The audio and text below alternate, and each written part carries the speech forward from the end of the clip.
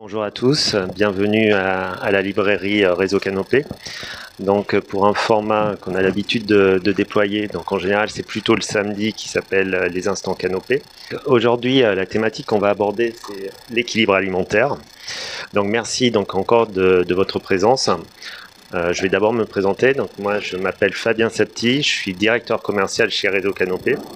Et donc j'ai eu la chance de travailler depuis le début avec Aprifel donc pour déployer un dispositif dont l'objectif était d'aider les enfants à manger un peu plus de fruits et légumes et à travailler sur l'équilibre alimentaire et sur l'alimentation.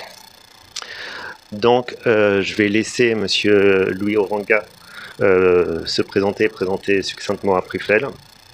Bien, bonjour à tous. Tout d'abord, un grand merci de nous accueillir ce début d'après-midi ici. Je serai assez rapide. Aprifel est l'agence pour la recherche et l'information en fruits et légumes. L'objectif de l'agence est à la fois d'avoir des bases scientifiques, puisque nous avons un conseil scientifique qui a pour but effectivement de trouver les données scientifiques en matière d'alimentation et particulièrement de fruits et légumes. Mais c'est aussi un autre objectif, une fois qu'on dispose des données scientifiques, de la capacité à faire passer une information scientifique, ce qui n'est pas une chose toujours très facile, on l'a bien vu par les temps qui courent. Et nous avons donc également un conseil avec plus d'une dizaine d'associations de consommateurs notamment, qui nous permet effectivement de nous assurer que la manière dont on va transmettre ce savoir scientifique puisse être facilement accessible, puisque l'accessibilité de l'information, même dans cette société où on multiplie les canaux d'information, c'est pas pour autant que l'information soit parfois comprise. Et donc ce double objectif, en même temps d'avoir une vraie base scientifique et d'avoir effectivement une validation sur l'information et la manière dont c'est donné est importante. Et nous avons effectivement, pour ce faire, puisque l'éducation alimentaire est un sujet compliqué, ça nous concerne tous, pour autant c'est compliqué, et on est très content d'avoir un certain nombre de partenaires qui partagent à la fois ces valeurs d'approche scientifique et ces valeurs d'information et d'éducation. Et donc on est très heureux d'avoir ce partenariat effectivement dans ces circonstances. Merci beaucoup Louis pour cette présentation. Donc là maintenant on va vous présenter le dispositif. Alors je vais insister un petit peu sur la richesse du dispositif, c'est pour ça qu'on y a consacré un instant Canopé. On a beaucoup réfléchi avec Aprifel sur ce dispositif, notamment également avec la direction de la pédagogie. Donc c'est un dispositif qui allie des animations en classe avec des diététiciens aussi. Donc Claire va vous parler. Donc on a travaillé avec Aprifel pour qu'il soit accueilli le mieux possible, pour que le message porte, pour que l'enseignant prépare la classe à l'accueil du diététicien. Mais également, comme vous le savez, Réseau Canopé, on est clairement positionné sur le numérique éducatif. Donc il nous a semblé important de travailler avec Aprifel, leur proposer des fondamentaux pour qu'on ne soit pas sur une communication descendante sur l'injonction du style manger des fruits et légumes parce que c'est bon pour la santé. Mais on est passé par un autre prisme en utilisant les maths et les français avec des petits films autour des fruits et légumes pour passer le message et pour que ces films puissent être utilisés en classe. Et puis également l'avantage des fondamentaux, c'est qu'ils peuvent être utilisés, clairement c'est quelque chose, par les parents, notamment quand il y a un confinement. Donc je vais laisser la parole donc à Julien Delaballe, qui est référent pédagogique chez Réseau Canopé, ainsi qu'à Claire, qui vont vous présenter le dispositif. Bonjour, donc je suis Julien Delaballe, je travaille pour Réseau Canopé en tant que référent pédagogique.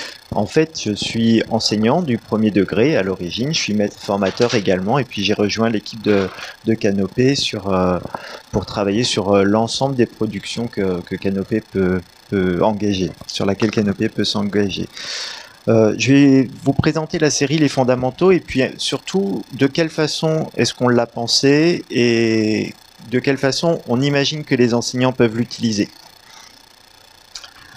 Alors cette série elle est composée de 5 épisodes. Quand on regarde les titres au sens propre, au sens figuré, le vocabulaire des 5 sens, un problème, mesurer, stop aux déchets, on voit pas forcément de lien avec l'alimentation. Et ça a été un choix de notre part que je vais expliquer. Donc cette Voilà, cette série, elle s'appelle Les fruits et légumes au tableau. On a choisi d'utiliser des fruits et des légumes comme personnages des films, de travailler sur un message alimentaire, mais en utilisant des enseignements classiques qui sont dans toutes les classes, à tous les niveaux. On a fait ce choix parce que Fabien a commencé à l'évoquer un petit peu. On a pris en compte l'impact des messages alimentaires injonctifs. On sait que dire il faut manger des fruits et des légumes, ben, c'est pas ce qui marche le plus pour les élèves. C'est même parfois contre-productif. Et puis on a aussi, et bien sûr, tenu compte des programmes d'enseignement et on a regardé de quelle façon c'était abordé dans ces programmes. Si on prend un exemple très rapidement sur le cycle 2, donc CP, C20, CE2, on a les champs disciplinaires, français, maths, questionner le monde, c'est l'enseignement scientifique, entre guillemets, qui est partagé en 5 domaines, dont le monde du vivant, dans lequel il y a reconnaître les comportements favorables à la santé. Ça, c'est l'apprentissage qui doit être conduit par les élèves au cycle 2. Et dans ces comportements favorables, il y a une toute petite part qui est dédiée à l'alimentation, sur les catégories alimentaires, les apports spécifiques des aliments et la notion d'équilibre alimentaire. Les autres points sont en lien avec l'activité physique et différentes notions qui contribuent au comportement favorable à la santé. Ça veut dire que dans la scolarité, sur ces 3 années, l'enseignement questionner le monde, c'est 2h30 par semaine sur 24 heures. Ça veut dire que sur l'alimentation, on peut estimer que ça va représenter à peu près 4 séances d'1 heure à peu près, probablement au CE1 selon la façon dont les enseignants s'organisent. Et 4 séances sur 3 ans, c'est rien pour apprendre quelque chose. Et en tout cas, même si c'est bien fait, c'est pas suffisant. On sait que les apprentissages, ça doit être répété par les élèves, ça doit être revu, rebrassé dans différents contextes pour qu'ils soient vraiment, pour qu'ils soient des apprentissages en profondeur. Donc à partir de ces éléments-là, de l'impact des messages injonctifs et des programmes, on a souhaité faire une série, Les fondamentaux, qui permet aux enseignants pas d'aborder les messages du type injonctif, mais les connaissances sur lesquelles se fondent ces messages, les connaissances en termes de santé. Et puis de faire une série de films d'animation qui permettent d'aborder les notions d'alimentation de façon spiralaire, c'est-à-dire de pouvoir les reprendre à différentes années de la scolarité des élèves, et pas forcément sur des temps qui sont proprement consacrés aux apprentissages scientifiques ou de questionner le monde pour les cycles 2. Donc voilà, ce que je vous propose, bien, c'est de découvrir un de ces films, le premier de la série qui s'appelle Au sens propre, au sens figuré, et puis qu'on en reparle ensuite un petit peu sur les utilisations possibles et qu'on a imaginées pour les enseignants et les familles.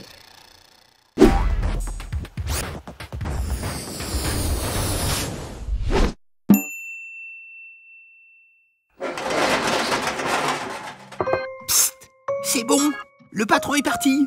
Tu peux rallumer, s'il te plaît? Il est soucieux, tu trouves pas? Ouais, il faut dire qu'on a vu personne aujourd'hui, à part Madame Julienne. Mais bon, faut les comprendre, les gens. Ils veulent du choix ou bien du chic. Déjà, au primeur, c'est pas très original comme nom pour le magasin, non? On n'a qu'à trouver une bonne pub. J'en ai une bien. Au primeur, on se fait pas bananer. Ou alors, au primeur, les carottes sont cuites. Ou bien, au primeur, on tombe dans les pommes. Il est... Ou bien il est... Ah, c'est une bonne idée de choisir une expression de la langue française pour faire une bonne publicité. Mais au sens figuré, ces expressions ne sont pas vraiment à notre avantage.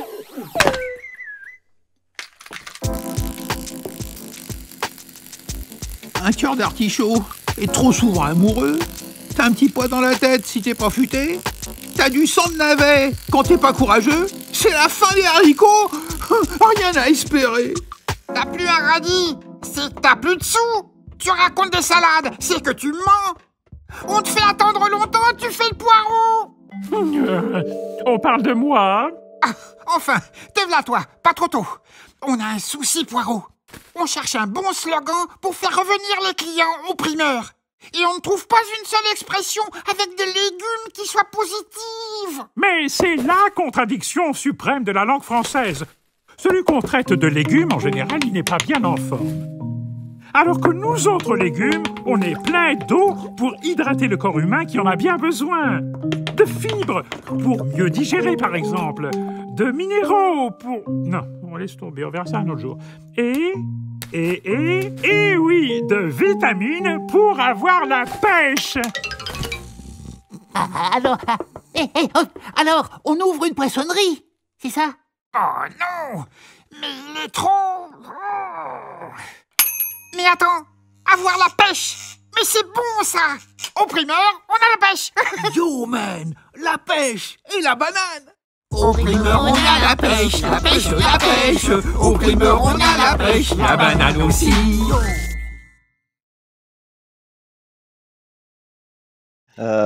Cet épisode, voilà, on a par rapport aux besoins en termes de santé, on a choisi de ne pas dire, comme je vous le disais, il faut manger des fruits et légumes, mais plutôt d'évoquer ce que la consommation de fruits et légumes peut apporter en termes de santé. Tout ça dans un épisode dont l'entrée principale est le français, donc les apprentissages lexicaux, le sens propre, le sens figuré, les expressions de la langue française et les différents contextes d'utilisation de ces expressions. Ce qu'on souhaite offrir en classe à partir de cette série, dans le cadre d'apprentissage disciplinaire, donc en français, en maths, c'est 2 points, soit d'induire un travail sur l'alimentation et sur la notion, ou de rappeler un apprentissage antérieur suite à un travail sur la langue, par exemple sur le sens propre et le sens figuré. Les élèves ont vu cet épisode, donc ça peut permettre soit d'introduire une séquence sur l'alimentation, si ça n'a pas encore été vu, ça peut permettre de rappeler des connaissances antérieures,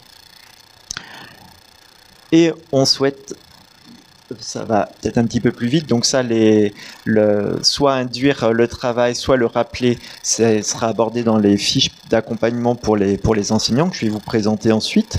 Et puis on souhaite aussi que de façon plus générale, ça permette de construire un échange et de permettre le transfert des connaissances. C'est-à-dire que les élèves puissent, par l'introduction de ce sujet dans la classe, qu'il puisse y avoir des échanges qui touchent aussi la notion de consommation et les habitudes de consommation. Et ça, c'est également abordé dans la fiche qu'on a construite pour les parents. Donc ces 2 fiches, on va voilà. L'ensemble, on a essayé de faire quelque chose qui soit interdisciplinaire, qui permette d'échanger, qui puisse introduire ou lancer un projet de classe aussi, ou un projet d'école, parce que parfois les enseignants travaillent à plusieurs autour d'un projet. En induisant une notion, peut-être aussi parfois en classe inversée, ça peut permettre de mettre une amorce qu'on peut visionner à l'occasion des devoirs à la maison et de le reprendre ensuite en classe, pas forcément d'utiliser les films d'animation directement en classe comme support d'apprentissage, mais vraiment pour induire selon ces principes-là. Toujours en classe inversée, ça peut être aussi en révision, c'est-à-dire que les notions peuvent être vues d'une toute autre façon en classe et être proposées avec un épisode complémentaire pour les réviser d'une façon différente. Donc aussi à la maison, le tout pour questionner les habitudes de consommation des élèves. Donc c'est, voilà, sur le site Les Fondamentaux, que vous connaissez peut-être, c'est présenté comme ça, hein, sous la vidéo. Il y a la possibilité de télécharger la vidéo pour la réexploiter en classe, les sous-titres, un QR code qui peut être intégré dans une leçon aussi, par exemple, pour retrouver la vidéo. Et puis des fiches enseignants. Il y a à chaque fois, il y a une partie qui est commune à l'ensemble de la série, donc qui présente un petit peu le cadre de la série, les différents épisodes qu'on va trouver, un résumé de l'épisode. Il y a deux parties qui sont vraiment particulièrement destinées aux enseignants, bien sûr, mais 2 parties qu'on veut un peu plus utiles. Une partie qui reprend le découpage de l'épisode avec la structuration et des pistes d'activité. Donc dans les fiches pour les enseignants, il y a deux points qui semblent importants. Il y a d'abord un tableau qui structure l'épisode avec les différentes étapes de l'épisode et puis les différentes notions qui peuvent être abordées, qui sont présentées comme des pistes pour l'enseignant. C'est-à-dire que c'est pas un travail injonctif qui est sur telle partie de l'épisode, il faut faire cela. C'est dans cette partie, on aborde ces éléments-là qui peuvent être exploités en classe. Et là, on propose différentes pistes. La deuxième partie de cette fiche présente, elle, des éléments de compréhension pour l'enseignant. D'abord, ce qui peut bloquer dans l'apprentissage des élèves, et puis de quelle façon on a essayé de lever ces blocages. Et en partenariat avec Aprifel, on a voulu avoir une partie qui s'appelle les éléments structurants, un petit peu plus développée que d'habitude, parce que pour les enseignants, on a souhaité mettre des informations plus scientifiques qui concernent les points d'alimentation évoqués dans l'épisode. Et ça s'est fait en partenariat avec les diététiciens d'Aprifel.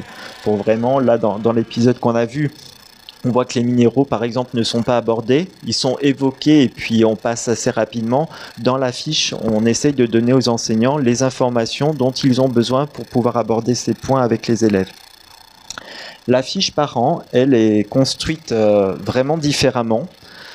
Il y a également un résumé des épisodes, mais on aborde essentiellement dans cette fiche, alors quelques éléments scientifiques aussi, parce que les parents sont aussi capables de les exploiter et de s'appuyer dessus dans les échanges qu'ils ont avec leurs enfants. Mais on a voulu surtout développer des pistes en lien avec les habitudes de consommation, de proposer tout ce qui pouvait être fait dans le cadre de la famille, dans le cadre de l'alimentation, des repas, de la vie quotidienne, qui pouvait s'appuyer sur les messages développés dans les fondamentaux et ce qui peut être fait en classe. Ce sont des pistes, certaines sont reprises du plan national nutrition santé. Enfin, il y a vraiment un travail comme ça plus large. Pareil, fait de façon très ouverte. Ce sont des propositions qui peuvent satisfaire ou pas, mais on a essayé d'en mettre quand même suffisamment pour que les parents aient des indications sur ce qu'ils pourraient faire avec leurs enfants, pour le coup, et de quelle façon ils pouvaient s'appuyer sur le visionnage de ces vidéos. Et enfin, sur le site, la plateforme Les Fondamentaux, où on retrouve donc l'ensemble des épisodes et puis les documents que je viens d'évoquer. On le voit tout en bas de cet écran, l'envie d'aller plus loin, faites venir un diététicien dans votre classe. Sur cette plateforme, il y a également un lien qui permet d'aller vers un autre dispositif qui ne s'appuie pas, lui, sur ces films, mais qui est dans le cadre de ce partenariat avec Aprifel. Et je vais laisser la parole à Claire, qui va vous le présenter. Donc, je vais enchaîner effectivement sur la partie qui concerne l'animation des diététiciens en classe. D'abord, pour vous présenter la façon dont on a fonctionné. Donc, moi, je travaille chez Aprifel et on est bien sûr habitué depuis de nombreuses années en partenariat avec un réseau de diététiciens qui a l'habitude d'aller délivrer les connaissances auprès de différents publics, comme l'a présenté Louis Oringa en introduction. Nous, on est là sur de la veille scientifique et sur vraiment la collecte de ces informations scientifiques, etc., mais aussi leur transformation directement en action derrière et en action de terrain. Et donc, pour ce faire, on a un réseau de diététiciens et diététiciennes avec lesquels on travaille et qui sont en capacité de relayer ces messages auprès de différents publics. Donc, c'est des personnes qui ont l'habitude de travailler notamment avec les enfants et on a tout d'abord travaillé sur une première idée qui émanait d'un groupe de diététiciens pour avoir une première base en fait d'animation et d'atelier possible. Et cet atelier, on a capitalisé sur le partenariat avec Canopé pour pouvoir l'optimiser aussi, avoir en parallèle donc de la connaissance qu'on apportait des informations et des notions autour de la pédagogie et de la façon de faire passer ces messages et de les faire passer auprès des enseignants et dans un cadre qui est hyper spécifique puisque là on intervient dans le cadre, enfin les diététiciens vont venir intervenir dans le cadre de la classe, donc auprès des enseignants. Donc comment travailler ensemble, comment travailler avec le groupe d'enfants aussi, comment les embarquer, comment gérer aussi certaines situations. Donc il y a aussi tous ces aspects-là qu'on a vus ensemble et puis le calibrage de la séance en elle-même, qui nous ont amené, une fois qu'on était au point sur un dispositif qui fonctionnait, à le tester en classe. Et donc, cette animation, elle a été testée auprès d'élèves du cycle 2 et aussi auprès d'une classe de cycle 3, ce qui a permis, finalement, alors bien sûr, on ne voit jamais tous les cas possibles, mais en tout cas, déjà d'imaginer de nouveau une façon d'optimiser encore ce dispositif et notamment de mettre en lumière finalement des points qu'on n'avait pas du tout évoqués ou abordés quand on a construit l'animation et qu'on n'avait pas imaginé et qui se sont avérés être importants aussi dans la conduite de l'animation ou dans la possibilité d'avoir plusieurs scénarios d'animation selon d'où partait le groupe classe en fait, et si l'enseignant avait préparé ou pas les élèves, s'il avait introduit la notion, etc. Et on s'est rendu compte que on avait vraiment besoin d'écrire plusieurs scénarios pour pouvoir aussi prendre en compte ces aspects-là et ces notions importantes. Et ça nous a donc amené derrière à avoir un dispositif totalement voilà, optimisé et finalisé. Et qui puisse être maintenant proposé directement dans les classes. Donc on a élaboré une formation également avec Reza Okanopé, avec Julien ici présent, et les diététiciens, tous les diététiciens qui viennent intervenir dans les classes sont formés, donc ont vraiment participé à cette journée de formation. Vous avez une diététicienne qui est avec nous et qui nous prépare des petites douceurs pour l'après et qui sera justement formée demain, puisqu'on a une session de formation qui se passera ici même demain, et derrière pour pouvoir encore une fois aborder avec aisance l'ensemble des différentes étapes de cet atelier. Alors pourquoi le petit déjeuner? Parce que vous l'avez vu, je ne l'ai pas présenté, mais c'est une animation qui s'appelle Booste ton petit déjeuner. Le petit déjeuner, on voit, hein, ça c'est les chiffres et notamment les chiffres du CREDOC qui nous le montrent. Donc le CREDOC, c'est un organisme qui fait des enquêtes alimentaires pour voir justement les niveaux de consommation des Français. Donc c'est vraiment une photographie. Alors je dis pas que c'est ce qu'il faut faire ou l'idéal, c'est une photographie des consommations des Français.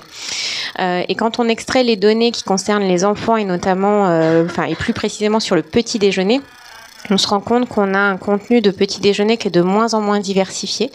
On a seulement 30% des enfants qui prennent un petit déjeuner complet. Donc complet, on entend par complet qui contient un produit céréalier, un produit laitier, un fruit et une boisson.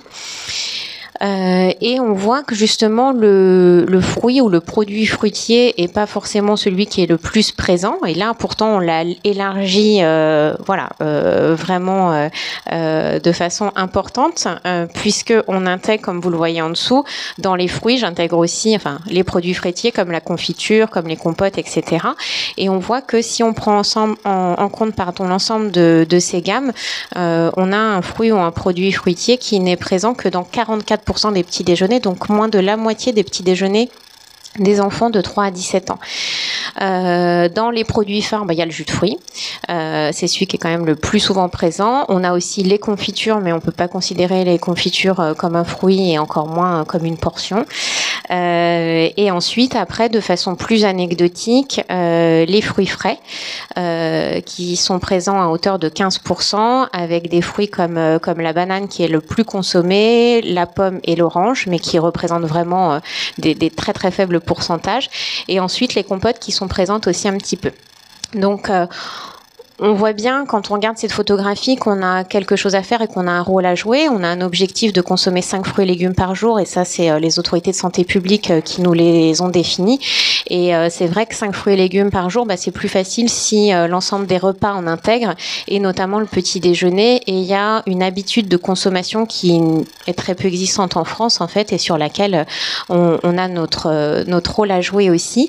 Et c'est donc pour ça, en lien avec les connaissances terrain aussi des diététiciens, avec ce qu'on pouvait voir, avec le travail qu'on a fait avec Canopé aussi, et on sait qu'il y a beaucoup d'initiatives qui sont mises en avant pour pouvoir travailler sur ce petit déjeuner aussi à l'école, qu'on a décidé de se concentrer sur ce moment avec cette spécificité qui est la nôtre et cette connaissance en fait des fruits et légumes, et donc plus particulièrement des fruits sur le petit déjeuner.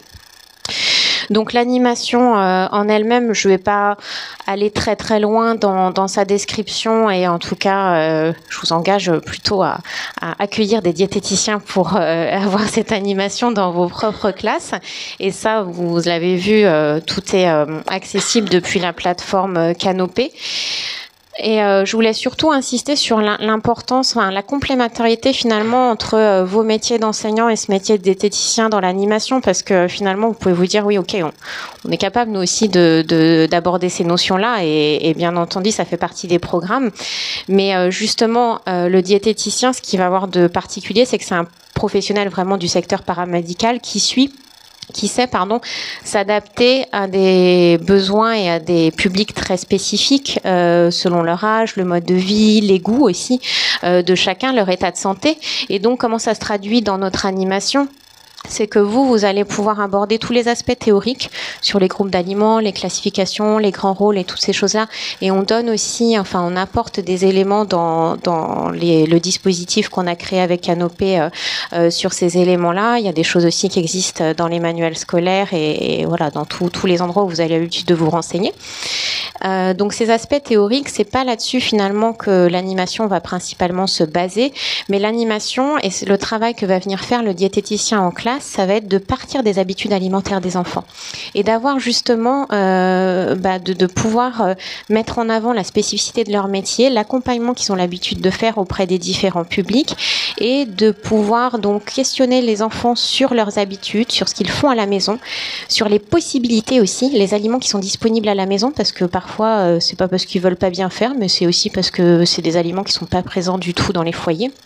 Et donc de travailler sur ces éléments-là, sur ce qui est fait, sur le champ des possibles, sur ce qui peut être aussi modifié, pour derrière essayer d'initier un changement de comportement pour avoir des comportements qui soient en faveur d'une meilleure santé au final. Et ce travail finalement, c'est sûr qu'à la fin d'un atelier d'1 heure, on va pas avoir 100% d'une classe qui va dès le lendemain consommer un petit déjeuner équilibré pour plein de raisons. Mais en tout cas, on est dans cette théorie des petits pas et de se dire, voilà, on va les amener à réfléchir, à faire des petits changements et à voir justement entre ce qu'ils font et ce qui est possible à la maison, quels sont les petits changements qui sont faciles à mettre en œuvre et qui vont déjà les mettre sur la piste et sur la piste d'une meilleure consommation et finalement de quelque chose qui va être plus favorable à leur santé. Donc c'est vraiment ça le grand principe. Je vous dévoile pas tout et puis ça aurait pas franchement d'intérêt, mais aussi que vous compreniez bien que les diététiciens et diététiciennes qui vont venir dans les classes, ils vont pas être là pour aborder justement toute la théorie que vous êtes tout à fait en capacité de faire, mais pour apporter quelque chose de plus en fait qui est vraiment très spécifique et propre à leur métier. Donc merci beaucoup Claire, merci Julien. Donc on va passer à la partie des questions. Enfin, est-ce que vous avez des questions sur le dispositif, sur ce qu'on peut attendre du dispositif, sur la façon dont ça peut être déployé? Quelle partie est-ce que vous mettez, comment est-ce que vous pensez qu'on peut allier ces vidéos, ce travail en classe et des diététiciens avec les municipalités et le travail autour des cantines, les menus qui sont faits, le gaspillage alimentaire, l'équilibre, etc. Non, mais vous avez tout à fait raison. On a par ailleurs des contacts importants avec la restauration collective. Alors, d'abord parce qu'à Aprifel, on travaille aussi avec les professionnels et parmi les professionnels avec lesquels Aprifel travaille, il y a les 2 représentants de la restauration collective, c'est-à-dire le syndicat national de la restauration collective et le Restoco qui est l'autre représentant pour les autogérés. Vous savez, quand il y a, voilà. Donc on travaille avec les 2 et on essaye avec ces 2 associations qui représentent l'ensemble de la restauration collective, à la fois les concédés et les autogérés, de transformer aussi dans l'information au moment du repas. Et puis nous avons un autre dispositif qui est un dispositif de programme européen qui est Fruits et légumes à l'école, dont vous avez peut-être déjà entendu parler, un des principaux acteurs de ce programme Fruits et légumes à l'école et aussi à Aprifel. Voilà. Donc nous essayons d'avoir un ensemble d'activités qui puissent couvrir la plupart du temps les moments où les enfants pourraient être amenés effectivement à avoir un contact sur l'éducation alimentaire. Ça peut être le petit déjeuner, comme on dit, le déjeuner, les activités périscolaires également et la classe évidemment. Donc voilà, donc on a essayé de trouver un ensemble d'outils qui soient bien adaptés aux différents moments de la vie des enfants, aux différentes périodes de la journée. Je ne sais pas si je réponds. Je vais ajouter un élément aussi du côté des enseignants, parce que souvent dans les écoles, quand il y a des actions en lien avec les services de restauration et la municipalité, c'est souvent à l'initiative des enseignants qui construisent un projet et qui prennent contact via le conseil d'école ou avec les élus pour engager des actions avec la restauration scolaire. Dans les fiches qui sont liées au film, on a essayé de proposer aussi des pistes pédagogiques, vraiment de choses à construire avec les élèves qui peuvent, pas obligatoirement, mais qui peuvent avoir des prolongements aussi avec le périscolaire, avec la restauration. On les a construits pour qu'elles puissent être menées par les enseignants sans cet engagement, parce qu'on ne peut pas engager les municipalités d'où on est. Par contre, pour les enseignants, il y a des pistes de travail en classe à effectuer avec les élèves qui peuvent impulser un projet plus grand en lien avec les collectivités ou avec le périscolaire notamment. Je rajoute aussi. Et en parallèle, et pour cette année, pour ce début d'année scolaire et cette fin d'année internationale des fruits et légumes, puisque 2021 a été proclamée année internationale des fruits et légumes par l'OMS, on a, niveau Aprifel, lancé un concours aussi national dans les écoles. Alors, c'est pas avec Réseau Canopé, mais finalement, ça fait partie de ce dispositif complet et des éléments qui se répondent. Et dans le cadre de ce dispositif, en fait, on propose aux enseignants de créer avec les élèves de la classe une affiche pour inciter les autres élèves de l'école à manger 5 fruits et au moins 5 fruits et légumes par jour. Une affiche qui sera amenée à être disposée dans le restaurant scolaire, justement. Donc, les enfants vont pouvoir travailler avec l'enseignant sur la réalisation de ce poster. Et l'objectif final, c'est vraiment de diffuser aussi les informations, donc de transformer finalement les connaissances théoriques qui vont être divulguées, diffusées en classe, pour en faire quelque chose de concret, un objet finalement qui va se retrouver dans le restaurant scolaire, puisque c'est sa finalité, et qui puissent continuer à faire passer le message et inciter l'ensemble de leurs camarades à consommer ces au moins 5 fruits et légumes par jour. Donc c'est aussi quelque chose qui peut être tout à fait mis en œuvre en ce moment même. La clôture du concours, c'est mi-novembre. Et ensuite, alors pour s'inscrire simplement, et ensuite les enseignants ont jusqu'au 10 décembre pour pouvoir poster les œuvres qu'ils ont réalisées en classe avec les enfants pour participer. Donc on est vraiment dans cette même continuité et dans une façon finalement de travailler plus largement et de sortir de la classe pour aller même jusqu'au lieu de consommation.